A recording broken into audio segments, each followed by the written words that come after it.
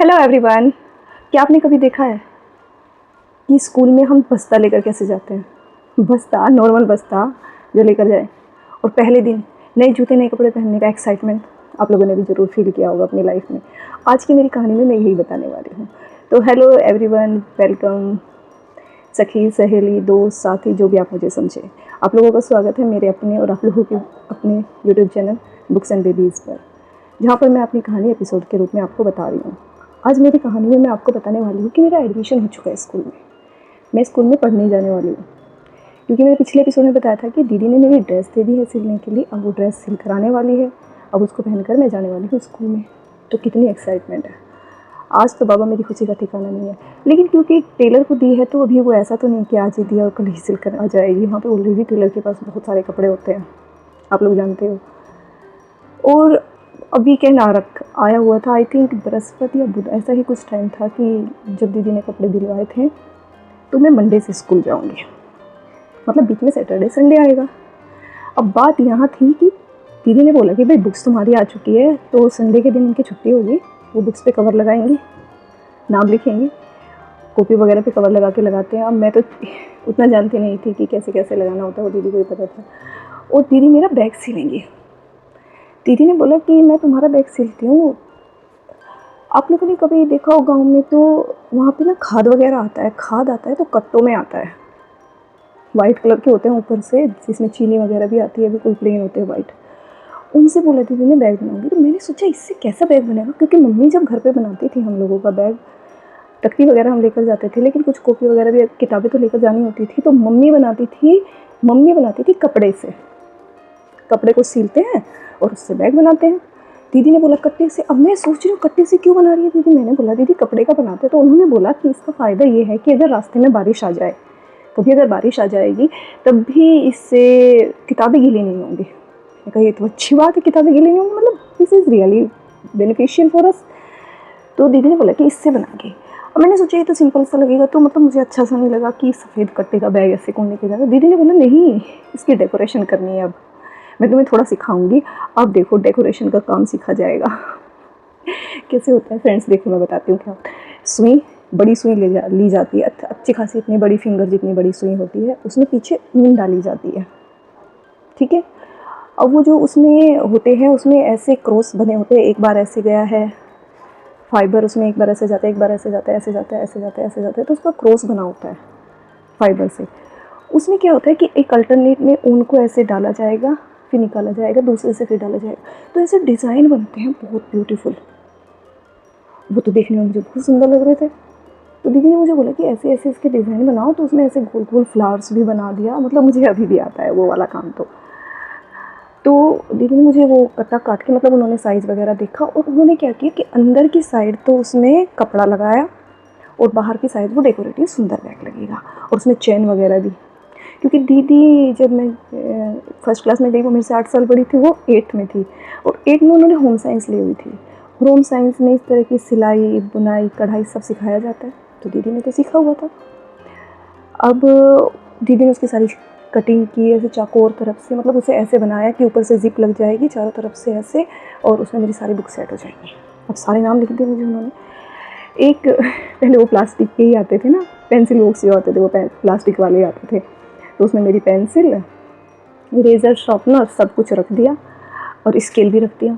और मुझे ये स्ट्रिक्टली बोला गया कि जब कोई क्वेश्चंस वगैरह करना होगा, या उसमें एकदम, एक तो बिल्कुल राइटिंग बहुत अच्छी होनी चाहिए, ऊपर से जब तुम्हें क्वेश्चंस करना होगा, तो जब क्वेश्चन का आंसर सोल्व करके लिखोगे, तो वो भी ऐसे सिंपल, जब हम क्वेश्चंस लिखते हैं जोड़ घटा करते हैं तो नीचे ऐसे लाइन करके करते हैं, वो नहीं, वो स्केल से सीधा करना है, टेढ़ा नहीं होना चाहिए। अब आप लोग इसी से आइडिया लगा सकते हो कि मुझे कौन पढ़ाने लगा है। मेरी दीदी ही मुझे पढ़ाती थी। तो उन्होंने मुझे स्ट्रिक्टली बोला कि ऐसे किताब फटी नहीं होनी चाहिए, कोई भी किताब कहीं से फटेगी नहीं, ठीक है।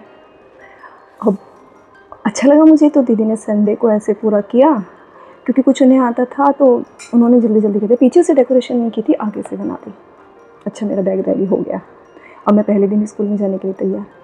अब बात थी भैया, क्योंकि लंच दीदी लेके जाती थी, लंच बॉक्स। अब वो 8 में थी, तो अपनी फ्रेंड के साथ लंच बॉक्स वो शेयर करती थी वहीं पे, और सारी खाती थी। दीदी ने बोला कि तुझे मैं फर्स्ट क्लास में थी, तुझे लंच खाने के लिए, तेरा लंच मैं लेकर जा रही हूँ, अकेले नहीं खाना है, कपड़ों पे गिरा के गंदा कर देगी। मुझे बोला, और लंच खाने के लिए तुझे मेरी क्लास में आना है।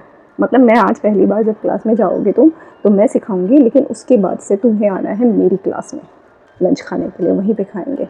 अब दीदी तो बड़ी थी, तो वो तो मेरी क्लास में, बच्चों वाली क्लास में आएंगी नहीं, तो मुझे बुलाती थी। अब मैंने बोला ठीक है। वैसे ही मतलब मैं थोड़ा दीदी से डरती थी, बड़ी भी थी और मानती भी थी, बात बात मान लो या फिर ये मान लो कि थोड़ा डरती थी कुछ भी। और वो पहले दिन मुझे अपने साथ लेके गई, तो पहले दिन एडमिशन फूफा जी करा के आ गए थे, लेकिन उन्होंने अरेंजमेंट कर ली, मतलब घर से किसी से सर्टिफिकेट वगैरह मंगवाया। मतलब हमारा कोई रिलेटिव था तो आना जाना होता था वहाँ पे, तो वो लेकर आ गया लिविंग सर्टिफिकेट। मतलब ओरिजिनल वाले ने उन्होंने बोल दिया कि डुप्लीकेट सर्टिफिकेट है, इससे आपका एडमिशन हो जाएगा। तो फूफा जी भी आए पहले दिन, वो हमें छोड़ के आए, फिर वो मुझे पहली क्लास में ले जाके गए।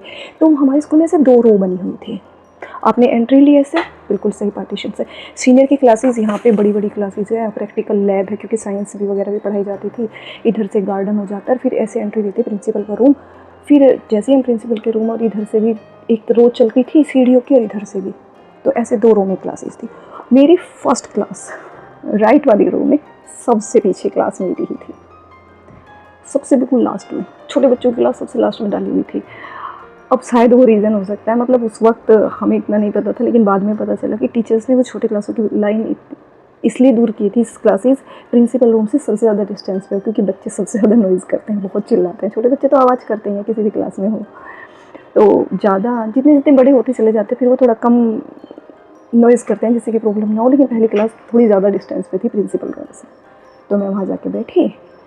अब क्या होता है कि पहली दूसरी क्लासेस होती हैं, 4th तक 5th तक एक ही टीचर्स रहती थी। अब तो अलग अलग सब्जेक्ट की हो भी जाती है क्लास टीचर, तो पहले एक ही टीचर रहती थी, वही सारे सब्जेक्ट पढ़ाती थी। तो हमारी टीचर थी, और हमारी टीचर थी दीपाली मैम। दीपाली मैम, मुझे आज तक भी उनका नाम याद है। कभी कभी आपने देखा होगा किसी टीचर से किसी से ऐसा लगाव हो जाता है, कोई वो इतनी ब्यूटीफुल थी, हाइट में थोड़ी छोटी थी, लेकिन उनकी चोटी इतनी लंबी, इतनी खूबसूरत चोटी थी, और हमेशा ऐसे पफ बना के आती थी, ऐसे साइड में से चिमटियाँ लगा के, दोनों साइड नहीं लगाते, बीच में से बांग्ला साइड में चिमटी लगा के पफ बना के, इतनी सुंदर साड़ी पहन के आती थी वो, हमेशा बहुत सुंदर थी। वाइट में तो देखती रह गई, उनको कितनी ही सुंदर है ये मैम। तो उन्होंने बोला ये नया एडमिशन है, इसका नाम सुधा है, ऐसा इंट्रोड्यूस करा है मुझे। अब सब बच्चे मुझे देख रहे हैं, मैं उन्हें देख रही। एक तरीके से हम तो सब एक दूसरे से अनजाने थे। तो पहले दिन तो बैठ गए भाई। अब लंच का टाइम हुआ। अब लंच के टाइम में क्या हुआ कि पहले दिन दीदी आई मेरे पास, क्योंकि मुझे तो उनका रूम भी नहीं पता था कि उनकी कौन सी क्लास रूम है। दीदी आई मेरे पास और वो कह रही थी सुधा कौन है, सुधा को बुला रहे हैं, तो सुधा को लेके चली गई, मुझे लेके चली गई। अब उनकी क्लास में सारी बड़ी बड़ी दीदी, मैं स्कर्ट में, वो सूट सलवार में, दीदी बड़ी थी है मुझसे, तो सारी बड़ी बड़ी। और उन्होंने पूरा ग्रुप बना रखा है, 6-7 लड़कियां बैठी हैं, और उसके बीच में मुझे बिठा दिया। कह रहे कि चलो खाना खाते हैं। अच्छा ये है तुम्हारे मामा की बेटी, ऐसे कर करके कोई मुझे इधर से गाल खींचे, कोई मुझे इधर से गाल खींचे, कोई कहे हाय कितनी क्यूट है, कोई ठुड्डी खींचे, कोई मेरे बालों को ऐसे ऐसे करे। मुझे इरिटेशन होने लगी बहुत ज़्यादा। उन्हें क्या था, वो 8th क्लास की बड़ी बच्ची, मैं 1st क्लास की छोटी बच्ची, तो उन्हें मैं बहुत क्यूट लग रही, वो मुझे ऐसे सर्कल बना के कह रही कितनी क्यूट है। तो मुझे इरिटेशन हो रही कि कोई मुझे इधर से खींच रहा, कोई इधर से खींच रहा, कोई कह रहा ओ इसको तो किस कर लेते हैं, ये तो इतनी क्यूट है, इतनी प्यारी है, जैसे छोटे बच्चे के साथ करते हैं। खाना, अब वो लोग खाने लगे। अब उनका खाना ऐसा, मुझे लगा चलो भाई टिफ़िन खुलेगा खाना खाएंगे, लेकिन उनका रोल अलग। भैया हर कोई हर किसी से शेयरिंग कर रहा है, मतलब वो 6-7 बैठी है, तो एक एक टुकड़ा, मतलब आधी आधी रोटी एक दूसरे को दे रहे हैं, वो उसके ले रहे हैं, वो उसके। मुझे तो ये समझ में नहीं आया, मैं कन्फ्यूज़ हो रही थी मुझे कौन सी रोटी खानी है। और मुझे क्या हुआ, मेरे टिफ़िन में भी दीदी ने उनके टुकड़े में से भी आधे आधे टुकड़े, मतलब किसी की कैसी सब्ज़ी, किसी की कैसी, और मुझे तो देख के लग रहा कि मैं अब कैसे खाऊँ। फिर भी मैंने खा ली, क्योंकि फर्स्ट डे था स्कूल का। तो इस तरीके से मेरा स्कूल का फर्स्ट डे गुजरा। बच्चों से तो बस इतना ही इंट्रोडक्शन हुआ पहले दिन कि हाँ चलो ठीक है, चुपचाप ही ज़्यादातर मेरा पहला दिन गया, क्योंकि फर्स्ट डे में कौन इतना जानता, वो मैं भी नहीं, वो भी नहीं। फिर दीदी मुझे अपने साथ, छुट्टी हो गई, ले गया। वो छुट्टी के टाइम पे भी लड़कियां मुझे इधर से खींच रही है, कोई इधर से गाल खींच के किस कर रहा है, कोई इधर से हाय कितनी क्यूट है, कल मिलेंगे, ऐसे ऐसे जा रही है मुझे। और मुझे इतनी इरिटेशन हो रही, मैंने कहा मैं आज के बाद इनकी क्लास में कभी नहीं आऊँगी। मुझे नहीं खाना भी ना मुझे लंच खाना, मैं इनकी क्लास में नहीं आऊँगी। मेरा मुँह बन गया। दीदी ने बोला ऐसे होता है, तुम प्यारी सी हो, बच्चों को ऐसे ऐसे कर देते हैं, कोई बात नहीं, चलो हमारे साथ। अब उस दिन हम पैदल घर गए। तो मतलब मैं तो स्कूल से पहली बार उस दिन पैदल ही जा रही थी। जब फूफा जी मुझे लेके गए थे उस दिन, उन्होंने भी रिक्शा ही कर ली थी कि चलो आगे जाते हैं, लेके चलें। काफ़ी लंबा लगा मुझे, मैं थक गई, पहले दिन मैं थक गई। ऊपर से बैग पहले दिन का था, और पहले दिन में काम कुछ खास करवाया नहीं था, सारी किताबों पे मैम ने नाम लिखवाए थे, ऐसे अनार वगैरह ये जो होता है हमारे, और अल्फ़ाबेट ABCD वो तो मुझे आते थे, क्योंकि मैंने तो पहली क्लास पास कर ली थी, तो वो तो सब तो मुझे आता था, तो मैंने तो बहुत ईजीली वो सब कुछ लिख दिया। सारा काम कंप्लीट था मेरा, A से Z तक मैंने वो बड़े वाले भी लिख दिए। दीदी तो मैम ने बोला कि आज सिर्फ कैपिटल वाले लिखने हैं, स्मॉल वाले कल लिखा जाएगा, और ऐसे अनार तक का तुम लिखो। तो मैंने तो का खा गा घा डाचा जितना भी था वहाँ पे उस वक्त जितना बुलाया था, मतलब वो मैंने कंप्लीट सारा काम कर लिया। और मैथ्स मेरी करवा रही थी मैम। तो पहले क्या होता था कि हिंदी में मैथ्स पढ़ाई जाती थी, जैसे 1 भी ऐसे लिखा जाता था, 2 3, तो उस वक्त तो मैंने वो पढ़ी थी। अब थोड़ा मतलब समझ लेती हूँ, वहाँ पे 6 और 6 भी अलग मिलता है, तो मैं आपको वीडियो में वो उसका फॉर्मेट दिखाऊंगी तो आपको इजीली समझ आएगा। वो घर पे गए, फिर दीदी ने, क्योंकि थक गए तो दीदी ने बोला काम कितना है तुम्हारा, तो उस दिन कोई खास काम था नहीं क्योंकि स्कूल में कंप्लीट हो गया था, सो गए। फिर शाम को खेलने की बारी आई, तो दीदी बोलने लगी कि जाओ आज खेल के आओ।